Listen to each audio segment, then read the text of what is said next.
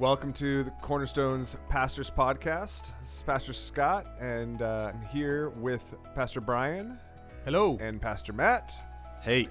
And since we are in the midst of a really unique season in life, season in just kind of world history, we wanted to take some time to talk about some of the specific things. We've talked about how to engage remotely in corporate worship, and now we want to talk about just how to deal with Uh-oh. Oh, no.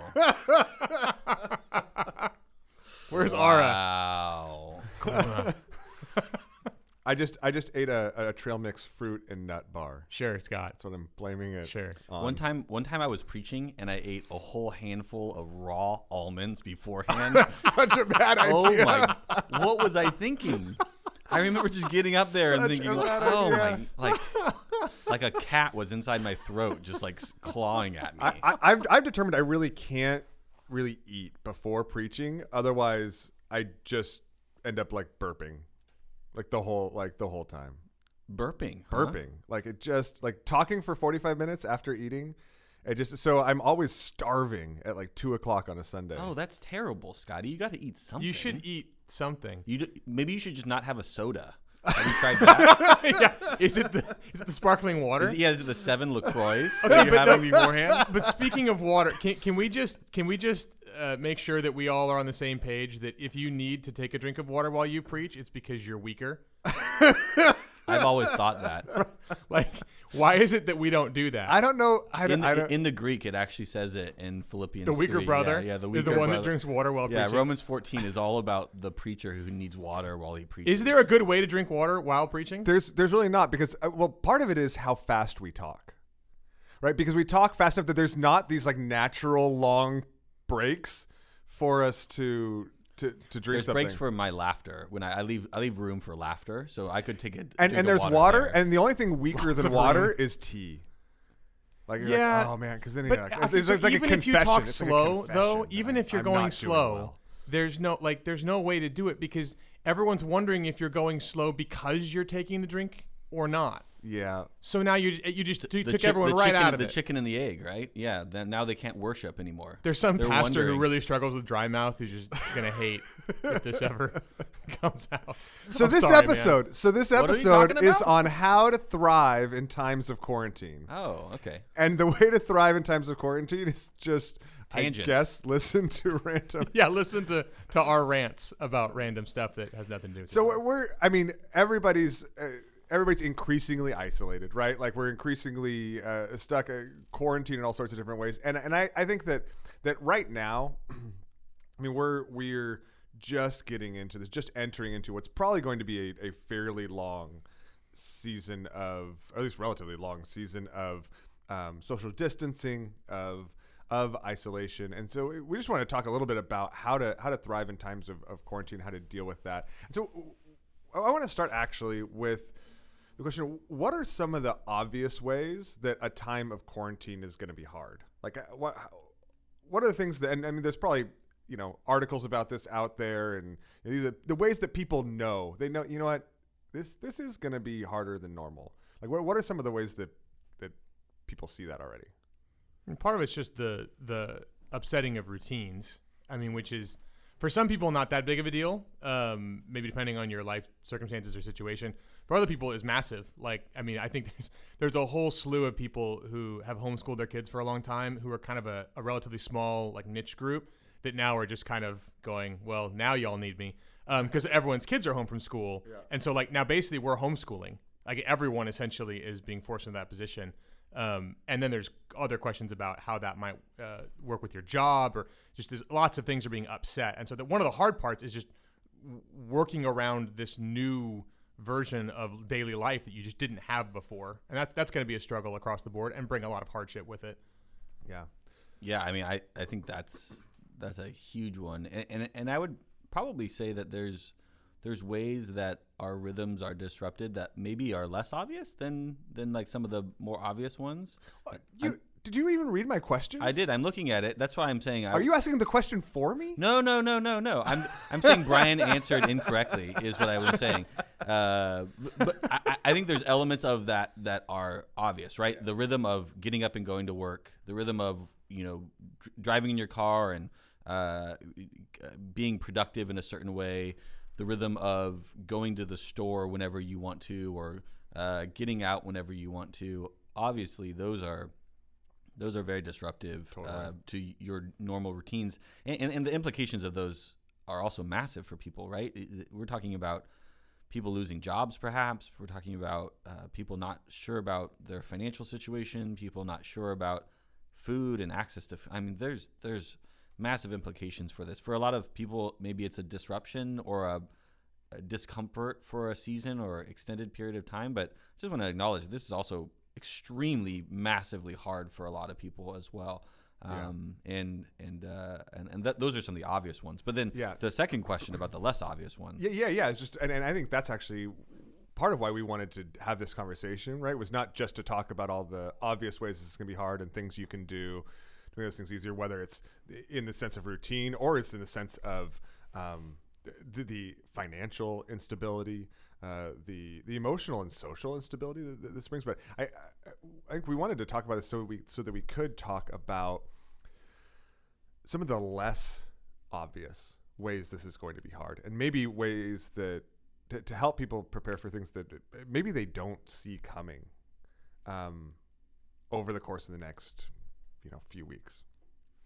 Yeah, I think going back to what Brian had said about those rhythms, I think there are ways that we rely on the rhythms of our lives that we don't really even understand until they're gone or disrupted. I think there's sometimes even just space. So let's say you're at home.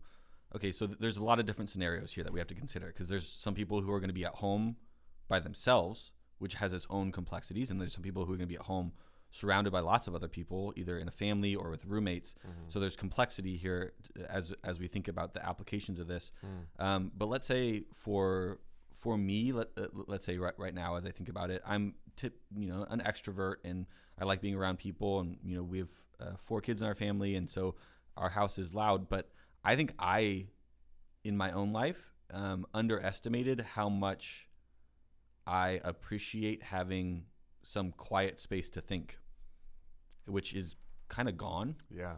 And not that I have a massive amount of that time in my normal routine, but even 30 minutes a day just to think and be in a quiet space, and that's been disrupted in the last week, and I miss it, and I'm trying to figure out how to carve that time out for it. If you asked me 2 weeks ago, is that something that you really need in life? I probably would have said, no, I don't think so. But it's just something about just losing it. You realize, oh, wow, I didn't even realize that was something that was helpful for me in my own spiritual, personal life in that way. I'm sure that Brian has a bunch of others ways that rhythms are disrupted that in less obvious ways.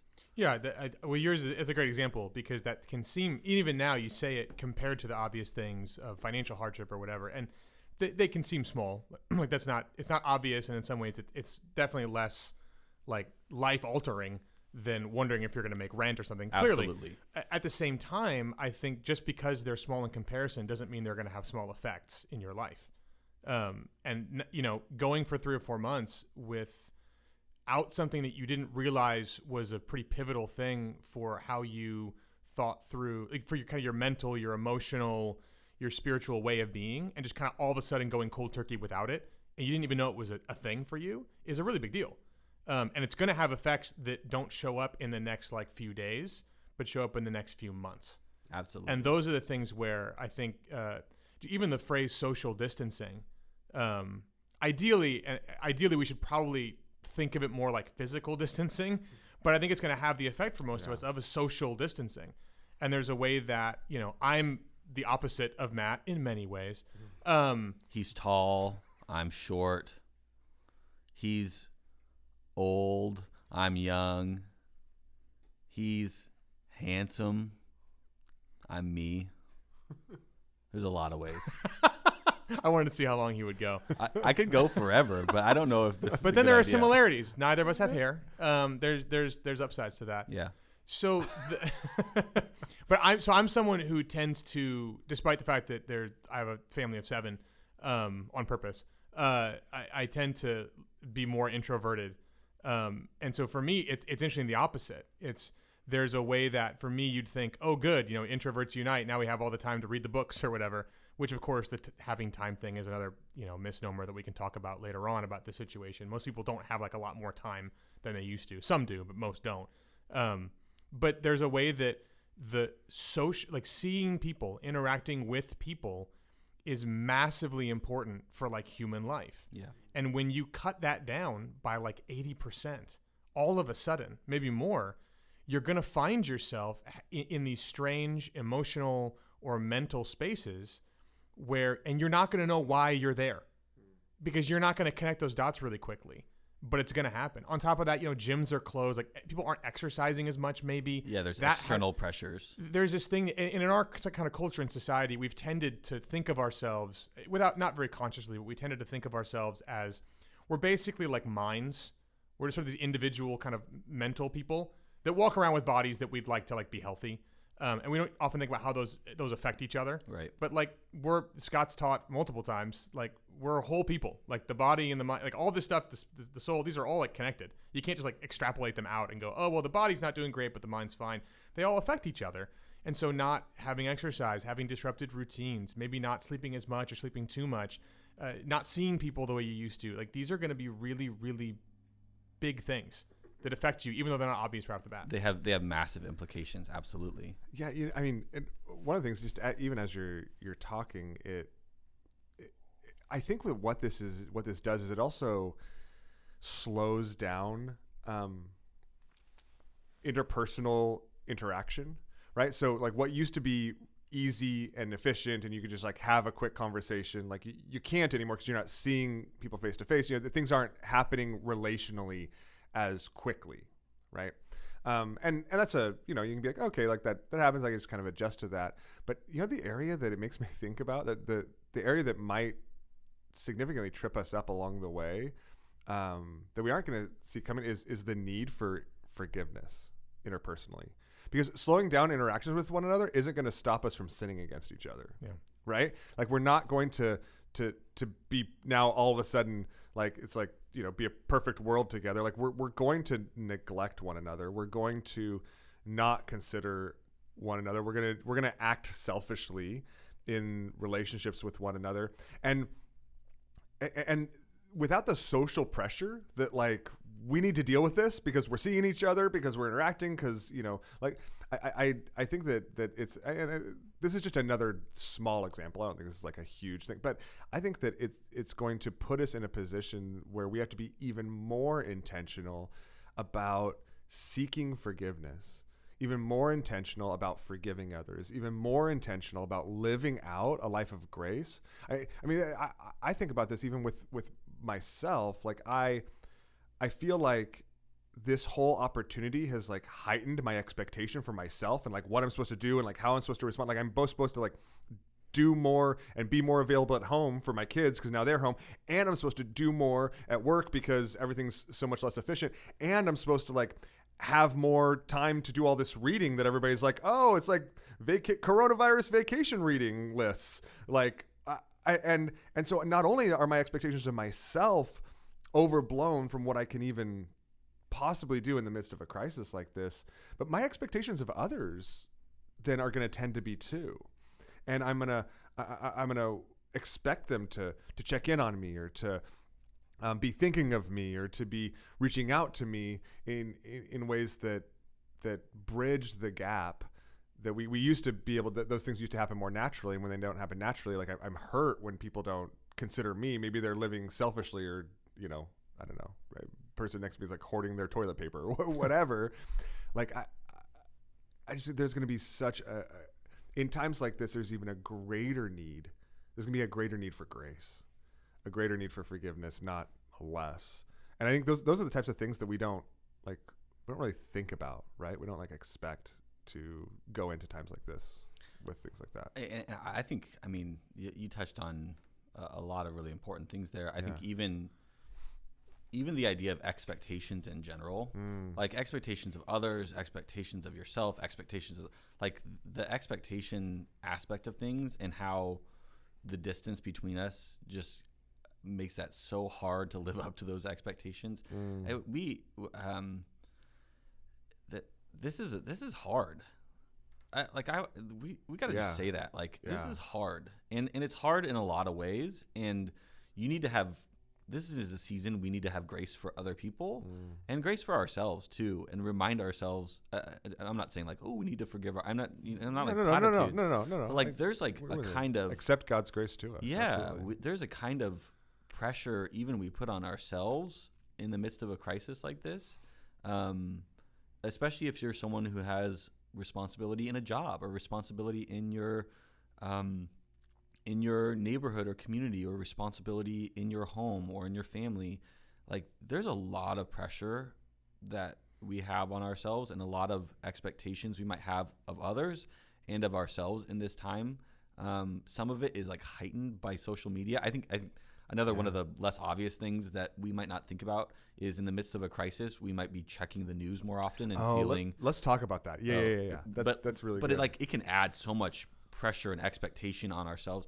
I just want, if you're listening to this, I want you to hear very clearly, you need God's grace and love and compassion on you in this time. Don't give in to the pressures in your own head and the kinds of expectations you might have on yourself to live up and to radically change your life into this to be like a perfect season. You need to be gracious and hear God's grace for you in this season, and know that He's with you and loves you in the midst of this. I just want to reaffirm that in a very strong way. That's so good. Continue. That's so important. It's helpful and refreshing to me, honestly. Even just to hear and be reminded of. I think there's all sorts of weird expectations and pressures that, in the midst of all this, we say, what about? I mean, Brian, what about that? That propensity to, like, there's always new news, and we need to like stay updated, and we want to like kind of keep, up on what's going on. Like, how do we need to be careful though of like what that does to us, and even how that affects our souls? How long do you want me to talk? So there's a couple levels that is probably helpful to think through this on. One is kind of the more immediate, maybe obvious, maybe not as obvious, is that the more you check things like the news, the more you're sort of teaching yourself something about what's important in life at this moment. And so like the things we do we teach ourselves stuff. Just because we're choosing to do it doesn't mean that it doesn't inform us and form us in return, and so it's kind of like muscle memory, but for your soul and for your mind. And so the more you do something, the more you're training yourself that the world is a certain way, and there are certain things that are important versus not important. And so like the more you check the news, the more you're kind of teaching yourself that whatever comes latest is something I need to know, and it's really important, and it should change how I think and feel and act right now. Which in a situation like this is probably not true. There are certain things that should come through. When the CDC changes big guidelines or something, that might make a pretty immediate difference. But the more that you check things, you begin to realize I'm not checking these things just because I want to be informed. I'm checking these things as some kind of way of feeling like I know what's going on. Maybe that gives me a sense of control. Maybe that gives me a sense of I can protect myself. Maybe it gives me a sense of I can do other important things that way. And so it teaches you about the world. And so you become someone who is wondering what's happening next, which can lead to fear and anxiety and all sorts of things. You're training yourself to basically be an anxious person if you check the news every 5 minutes or 10 minutes and constantly scroll through. So you're kind of choosing to. It's like going to the gym for anxiety, is to do that over and over again. Doesn't mean you can never check it. It just means that you really need to wonder why you're doing it and caution yourself as to how you're doing it, because it has effects that you might not see. Now, on a different level, it's probably worth noticing that while I'm 100% on board with the fact that this kind of quarantining or isolation or social distancing or whatever you want to call it comes with a host of negative things that are negative just in and of themselves. They're just bad, straight up. There are other ways that this kind of situation is going to bring up things that we have allowed ourselves to get bad at. So there's ways that sort of as a culture or socially, we've allowed certain muscles to atrophy. We're not good at slowing down. We're not good at not having input. We're not good at kind of thinking about one thing for extended periods of time. Now, if you've got, as my family does, 5 small kids running around the house, that might not be your problem. But for other people, and I think for a decent amount of people in our society right now, that is the problem. One of the big problems is I don't have the amount of inputs I had before, and I don't know what to do with that. And so I'm going through the news. I'm checking Instagram more than I ever have, and I'm not sure why. Well, one of the reasons why is because you're trying to compensate for the fact that you're used to just having so many inputs throughout the day, and now that they're gone, you're just trying to fill up that gap. And that's going to teach you things and have ramifications as well, because there's ways that we've allowed the muscle of contemplation, meditation, being slow, being alone with our thoughts, if that's an opportunity for you, not for everyone, but for some, we've allowed those to really atrophy. And so what ends up filling the space when it's not being filled by a bunch of everyday life running around tends to be fear and anxiety and a need for more information, for more inputs. So that there's so much there. We could do so many different podcasts. It's such a great point. Let's jump off that into then how can we then, like, practically, how can people nurture an eternal perspective in the midst of this, and thereby like fighting the anxiety and the fear that comes up? Can I give just like a couple practical recommendations? On the news side of things. Yeah, well, yeah, totally. And then because it relates to an eternal perspective as well. But and Brian, I'd love some of your thoughts on this too, just because I actually do think it's a massive issue that is probably facing people in a significant way, and giving some guidance could be helpful. But I think in my own heart, I've seen Twitter be a dangerous place for that. The hard part is Twitter is like a place where you can get a lot of news and like immediate news, but there's also a lot of commentary and a lot of ways to get dragged into that fear, anxiety sort of feedback loop. I would be cautious with it, very cautious. One of the things I'm trying to do, not successfully, but one of the things I'm trying to do is check the news only at certain times. Maybe this sounds like a lot, but maybe 4 times a day.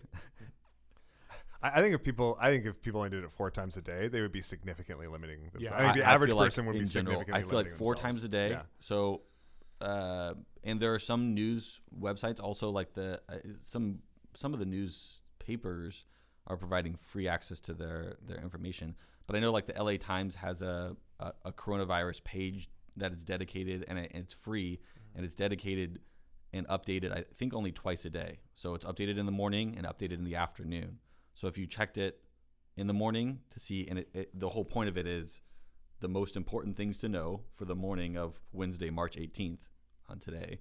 And it gives the latest, and it gives news, and it gives stories and some tweets and other things there and the implications, but it also doesn't allow some of that crazy rabbit trail. Now, the hard part is, what if they come out tomorrow, or what if they come out in 5 minutes and say, we're supposed to be shut in for the rest of whatever, an extended period of time. You have to, if you're gonna ever get out of that feedback, that loop, there has to be some kind of restrictions put on it. Brian, do you have other practical things? I was going to say batch it, like what you're saying, like the idea of checking it a discrete amount of times a day. I don't think 4 is too little or too much. That sounds about right. Especially given, I think Scott's right, most people are starting from much more than that, because news for now isn't just like getting the newspaper or reading like going to LATimes.com or something. News is like, it's Twitter, it's Instagram, news is everywhere. And so the idea of like batching your social media and news checks, I think, is extraordinarily helpful. There's lots to say there. But to Scott's question, and how to connect those two things, one of the reasons it's important to batch them like that is because it takes time to process things. and to pray through things and to get to a place where you feel like you're taking the things that you're learning and internalizing them and connecting them to what you know to be true about God, yourself, and the world. That takes a decent amount of time and just kind of mental, emotional, spiritual processing. And one of the best ways to shortcut that processing is by continually getting every few minutes what feels like new information, even though it isn't new. So you never get past the first intake stage. And so it backs up on you and becomes someone who's never actually processed what's going on until all of a sudden it comes out in really weird ways, really emotional ways, relational ways, anger, depression, all these things. So what the idea of batching it is basically to say, A, you're probably not going to get fundamentally new information 30 times a day. Yeah. And a lot of what you do get that feels new, isn't that true? Like it's like these different takes on things or whatever. And so for you to say, I'm going to restrict this, is to be able to say, I'm going to take in some things and then allow the process of internalization and meditation and prayer to happen. Now, I got to stop there and qualify that by saying, for some of you, that's going to be, you need to set aside time for that. Like and you have that time to set aside instead of just, okay, well, now I'm not reading the news, so I guess I'll go watch Netflix, is not necessarily the best move every single time. You need to set aside time to read scripture, to connect what's going on with what you're reading in scripture, with who God is and who you are. Psalm 62 talks about pouring out your heart before God because it's a refuge to us. You need to do that pouring out of heart. For other people who are now all of a sudden homeschooling kids and aren't sure how to do that and juggling working remotely at the same time and all that stuff. In a small apartment. Yeah, like it's not about like, okay, cool, so now I've got to find an extra hour and a half to meditate on the news that I read 4 times a day. Yeah. The idea is that by limiting the mental space I do have as I move between tasks, by not letting that space go to just reading news every time. Just grab my phone and check what's next. Grab my phone and check Instagram. Grab my phone and check the news. Grab my phone and check the email. By saying, I'm going to do that only a few times a day, you're actually allowing that space to go towards the kind of internalization and processing that it should. That isn't always a conscious process. Mm-hmm. Again, we're whole people and we're complicated people. It can happen in a variety of ways. And so even if you're crazy busy, I think it's even more important for you to say, I'm not just going to check my phone or the news or whatever every time I have a spare 15 seconds. Yeah. I'm going to let those spaces be for a 10-second prayer moving between tasks. Yeah, I mean, so good. And because what I hear you saying essentially is choose what you meditate on. Yes. Right? Choose what you meditate on. And if your choice is to check the news 30 times a day, or just to check your phone and check for updates. Actually, maybe just one more practical thing before we get there. Take news notifications off your phone. That's a great idea. Don't let news tell you when to read it. You go get it. Right. So take the notifications off. Take most notifications off your phone. Take all notifications except throw away your phone. No, but yeah, take no. But because I think God calls us to choose what we meditate on. Right. And if it's news, then you're going to meditate on whatever is happening, whatever is going on. And the way to maintain an eternal perspective, the way to fight anxiety and fear, I think, in the midst of this, is to choose to meditate on the things that are everlasting, that won't ever change. The one who won't ever change, the reality of this universe, and the one who is ultimately in control. And it makes me think of Philippians 4, which everybody runs to when you talk about anxiety, right? And I actually think it's not a great proof text, right? When we say don't be anxious about anything, right? That's the proof text everybody uses, which doesn't help anyone not be anxious, right? You don't can't do it. Yeah, don't stop, right? Being anxious, Scott. You can't. That doesn't work.